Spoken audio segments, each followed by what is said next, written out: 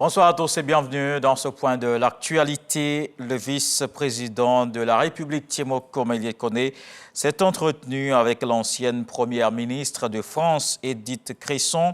Les échanges ont porté essentiellement sur l'école de la deuxième chance. Edith Cresson est l'initiatrice de ce programme dans son pays, la France. Alors qu'elle était première ministre, la Côte d'Ivoire lui a présenté son modèle. Elle assure que le pays peut compter sur son accompagnement. 263 milliards de francs CFA, c'est le montant du crédit alloué à la Côte d'Ivoire par la Banque mondiale. Une enveloppe pour réaliser des projets d'infrastructure dans les domaines des transports, de la finance et des télécommunications. L'accord signé avec le ministre de l'Économie et des Finances, Sephora Zegui. Cet appui budgétaire de l'ordre de 263 milliards de francs CFA sera essentiellement orienté vers les secteurs à fort potentiel de croissance, notamment les transports, la finance et les télécommunications. En effet, ce sont trois piliers importants fléchés au plan national de développement PND qui viendront irriguer les autres segments de la vie socio-économique de la Côte d'Ivoire avec un impact positif dans la lutte contre la pauvreté par la création d'emplois durables et de qualité. La Banque mondiale a accepté de faire un effort supplémentaire pour marquer son soutien sur la base surtout que les réformes qu'ils vont soutenir sont très importantes. Et donc on voudrait vraiment remercier le ministère de l'Économie et le gouvernement d'avoir mis en place ces réformes. Le décaissement de ces ressources financières témoigne de la confiance que l'institution financière mondiale place en la Côte d'Ivoire, un pays dont le dynamisme de l'économie le classe parmi les plus prometteurs du continent, malgré quelques défis à relever au niveau structurel, organisationnel et humain. Je voudrais rappeler que cet appui budgétaire s'inscrit au chapitre des engagements du gouvernement à poursuivre les réformes initiées sur le plan économique et social pour consolider la croissance économique. Dans le cadre de cette opération triennale, trois piliers fondamentaux ont été implémentés.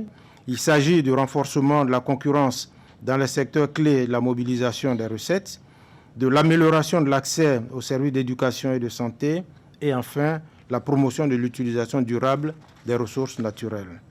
Le programme répond ainsi aux défis et contraintes majeures auxquels notre pays est confronté dans le cadre de la libération de toutes ses potentialités. Ces défis sont devenus encore plus pressants face au contexte actuel marqué par des incertitudes de l'environnement tant international que sous-régional liées aux impacts de la crise de la Covid-19 ainsi qu'aux effets inflationnistes de la crise en Ukraine. En attendant la présentation officielle de cet important document, le gouvernement continuera d'œuvrer au renforcement du partenariat avec la banque.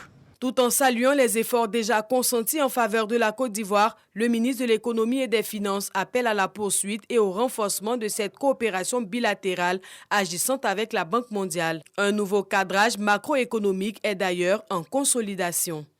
Et dans l'actualité également ce dimanche, 205 sous-officiers, commandants de brigades formés sur la lutte contre la corruption, un séminaire de renforcement de capacités organisé par le commandement supérieur de la gendarmerie nationale. Le commandant supérieur a fortement recommandé aux séminaristes d'éviter cette pratique. Un module est d'ailleurs consacré à la lutte contre ce phénomène. Un accent est également mis sur le renforcement de la discipline au sein de l'institution. Dans le reste de l'actualité, une affaire de corruption présumée au Parlement européen. 4 personnes inculpées et écrouées ce dimanche, indique le parquet fédéral belge. Ils sont épinglés pour appartenance à une organisation criminelle, blanchiment d'argent et corruption.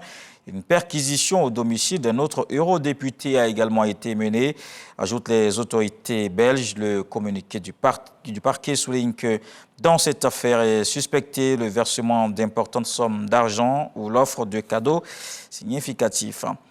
Un immeuble a explosé et s'est effondré ce samedi sur l'île de Djersey. Une violente explosion attribuée à une fuite de gaz. Le bilan au lendemain du drame est d'au moins 3 morts, mais il pourrait considérablement s'alourdir. Les secours ont indiqué ce dimanche qu'ils ne s'attendaient plus à retrouver des survivants sous les décombres de l'immeuble. Une douzaine de personnes sont toujours portées disparues.